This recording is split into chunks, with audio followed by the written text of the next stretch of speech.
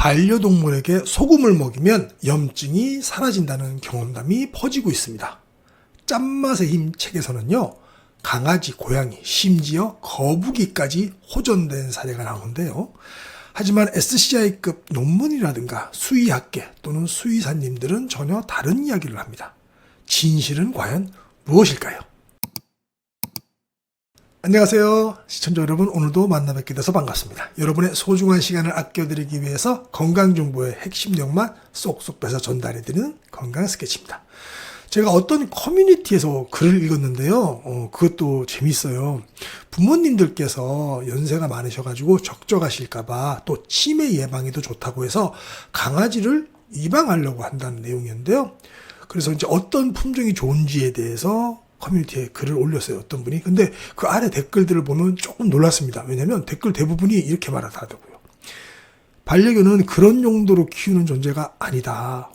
그들도 하나의 생명이며 가족처럼 존중받아야 되는데 누구의 어느 분의 치매 혹은 적적한 걸 예방하기 위해서 하는 그런 존재가 아니다라고 했어요.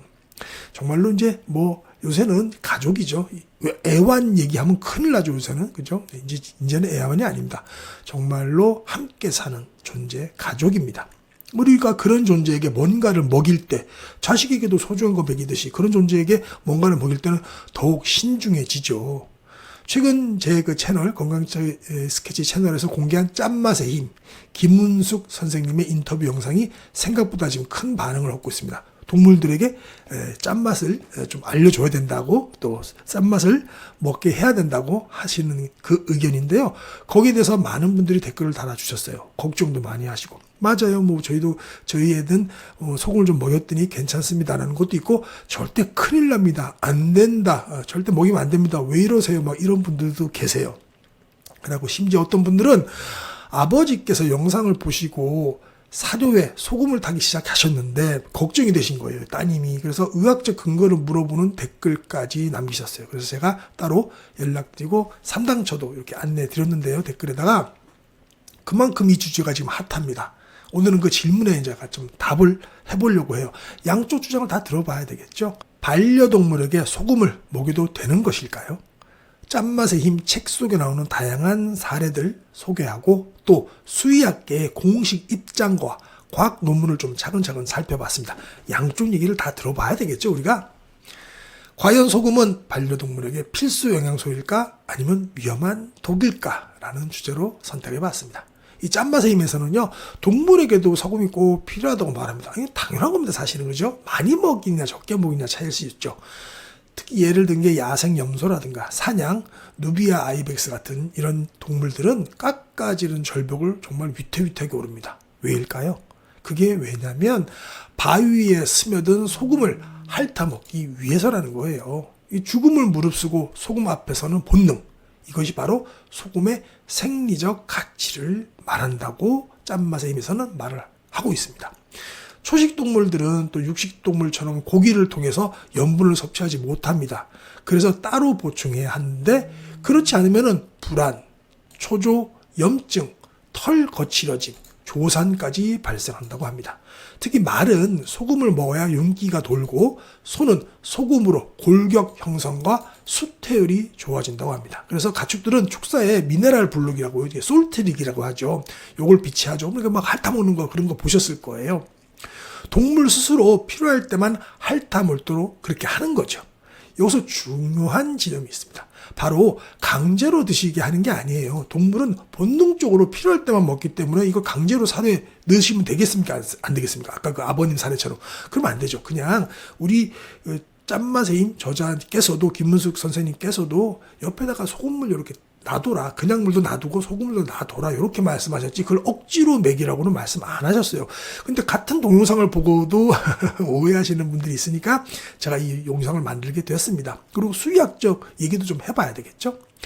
그렇다면 이 반려동물은 어떨까요? 책에서는 개나 고양이의 염증하고 잦은 소변이라든가 눈병, 특히 피부병 등 이런 특정 증상이 있을 때 소금을 좀 따로 보충해줘도 된다고 말씀을 하세요. 이 역시 강제는 아닙니다. 사료에 소량 섞거나 또 소금물을 주는 방식으로 하시는데요. 필요하면 먹고 필요 없으면 먹지 않기 때문입니다. 동물들은 우리처럼 뭐 의학계 혹은 뭐 매스미디어에 광고에 노출되지 않잖아요. 그러니까 자기들이 딱 보고 정말 몸에서 땡기면 먹고 아니면 쳐다도 안 본다라는 게 김문숙 작가님의 의도이고 그 말씀입니다. 그죠? 근데 뭐 억지로 먹이면 안 됩니다. 그죠? 또 사례도 등장하는데 17살 슈나우저니까 뭐 한국 나이가 아니고 사람 나이로 하면 꽤 오래되신 분이죠. 이분들 항생제로도 낫지 않던 염증이 사료에 하루 3번 정도 1g씩 소금을 섞은 뒤에 귀의 염증이 사라지고 몸에 난 부스럼이 줄었다고 합니다. 또 다른 강아지는 입원까지 했던 만성 염증이 소금 섭취 후에 염증 수치가 낮아지고 완쾌되었다는 사례가 있어요. 근데 이런 사례는 분명히 의미는 있습니다. 하지만 의학적 근거로 일반화하기에는 좀 표본이 너무 작기도 하고, 그죠? 책에도 많이 못 실은 것도 있고요, 그죠? 체계적인 실험은 아니잖아요. 그래서 이 책에서 김은숙 선생님께서는 개인 경험담과 관찰을 바탕으로 한 체험적 서술이기 때문에 또 신중한 해석도 필요합니다. 또 마지막으로 예를 들었는데요. 고양이와 거북이 사례도 등장합니다. 고양이는 귀 상처와 털 부석함이 도움이 되었고요. 거북이는 눈병이 소금으로 호전되었다는 경험도 소개합니다. 저도 이제 한 지금 4, 5년 됐는데 벌써 제 막내가 이제 거북이를 키우거든요. 걔네들한테도 저도 속을 살짝 하면서 좀 요걸 알고 나서부터는 살짝 태워줘요. 뭐 얘들 건강한 것 같습니다. 아직까지는. 많이는 아니고 살짝 이렇게 한쪽 꼬주 이렇게 해갖고 물 갈 때 가끔씩 주고 합니다. 특히 이제 고양이의 경우에는 수분 섭취가 적어서 또 소금물 제공을 통해서 물을 자연스럽게 더 마시게 한다는 부분이 있는데, 실제 이 수의사님들도 물 섭취 유도법으로 언급하긴 한다고 합니다. 하지만 염도 조절이 필요하고 반드시 전문가 의견이 필요하죠. 저는 짠맛의 힘은 반려동물도 필요한 경우 소금을 먹을 수 있다는 점을 강조하지 억지로 먹이라는 말은 아닙니다. 네. 그렇다고 또 너무 안 먹여도 안 된다는 얘기인데 일부 사료에는 또 들어있다고 하니까요. 계속 좀 살펴보도록 할게요. 하지만 여기서 중요한 게 이제 거학계, 의학계에서는 이 주장을 어떻게 보고 있을까라는 거예요. 먼저 미국 사료협회에서는 반려견 사료의 그 나트륨 채소 기준을 체중 1kg당 하루 50mg으로 딱 정해놨습니다. 이는 생리적 균형을 위한 최소량이고, 이보다 과도한 섭취는 신장질환이라든가 고혈압이라든가 심장질환 악화로 이어질 수 있다고 명시했습니다. 특히 심장병 병력이 있는 반려동물에게는 염분 보충이 오히려 위험하다고까지 경고했습니다. 그러나 반대로 또 너무 적은 나트륨 섭취 역시 문제를 일으키는데요. NRC의 자료에 따르면 나트륨 결핍은 탈수, 무기력, 근육 약화, 식욕 저하, 구토를 유발할 수 있다고 합니다. 이제 뭐가 좋은 거예요? 균형이 핵심입니다. 과유불급이겠죠. 또 이제 재미난 것도 있어요. 2022년 도쿄 농공대 수의과에서는 고양이에게 저나트륨 식이를 장기적으로 제공한 결과 기력 저하, 식욕 부진, 사회적 행동 감소 등의 변화가 나타났다고 발표했습니다. 또 다른 사례도 있는데요. 2020년 UC 데이비스 수의대 연구에 따르면 정상개체를 대상으로 한 연구입니다. 정상개체입니다. 병이 있는 게 아니에요. 염분이 높은 사료는 심장병을 유발하지 않는다고 결론 지었습니다. 단, 이 결과는 심장질환이 없는 개체를 기준으로 했으며 기저질환이 있는 경우에는 해당하지 않는다고 분명히 선을 그어놨습니다. 그럼 이제 결론적으로 우리가 봤을 때 수의학계의 공식 입장은 이런 거예요. 나트륨은 필수 영양소이지만 개체별 상황에 따라서 적정 섭취량이 다르다. 특히 질병이 있거나 노록인 경우 자가 판단으로 소금을 추가하는 것은 위험할 수 있다라고 얘기했습니다. 이거 많이 들어보지 않으셨나요? 인간에게도 이런 똑같은 얘기 하죠, 그죠? 그래서 전문가들은 이렇게 정의합니다. 첫째는 일반적인 상업용 사료에는 이미 나트륨이 포함되어 있다. 저희 댓글에도 많이 이런 글들이 달리세요. 둘째, 염증이나 질병이 의심된다면 수의사 상담 후에 판단해라. 멋대로 소금 먹이지 말고. 셋째, 체중, 연령, 그리고 질환 여부에 따라서 나트륨 섭취는 개별화해야 된다는 게 이들의 공식 입장입니다. 자, 그럼 오늘 이야기한 내용을 좀 정리 좀 해보겠습니다. 간단하게. 먼저 소금을 먹어도 된다라는 찬성적 주장입니다. 이건 이제 짠맛의 힘 저자에게 제가 따갖고 왔죠. 야생동물이 절벽을 기어오르면서 소금을 찾는 본능을 근거도 들었지만 소금이 동물에게든 인간에게든 본질적인 생존 요소임을 강조하셨어요. 또한 가축에게 미네랄 블록, 솔트릭을 주듯이 반려동물도 염증이나 질환이 있을 때에는 소금을 적절히 보충하면 도움이 될 수 있다고 말씀을 하셨어요. 이건 뭐 틀린 게 없죠. 억지로 먹이라는 게 아니잖아요. 책 속에서는 실제로 소금 보충을 통해서 강아지의 귀염증이 사라지고 고양이의 상처가 났고 거북이의 심지어 눈병까지 좋아졌던 사례를 소개했습니다. 이들은 공통적으로 강제급여가 아닌 자유선택이라는 원칙을 따르고 있었어요. 그러니까 동물 스스로 필요할 때만 섭취하도록 큰 문제가 없게끔 그렇게 하셨죠.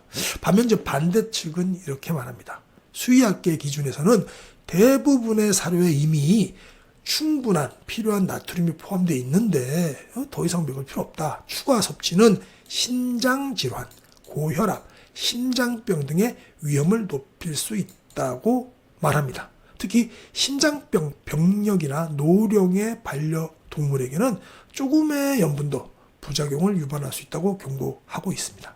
또한 짠맛의 힘에서 제시된 사례는 과학적으로 검증된 임상시험이 아니기 때문에 신뢰도 측면에서 조심해야 한다는 우리 댓글들도 많이 달리고 조심하라는 댓글까지 많이 달리고 있어요. 그런 의도가 아닌데 그래서 안타까워서 제가 이렇게 다시 영상을 만들게 되었습니다. 따라서 수의학계는 자율 판단이 아닌 전문가 상담 후 결정해야 한다는 입장을 고수하고 있습니다. 결국 핵심이 이겁니다. 소금은 필수 영양소이지만 독이 될 수도 있다. 왜? 어떻게? 많이 먹거나 병력이 있는 동물에게는 그렇다는 얘기죠.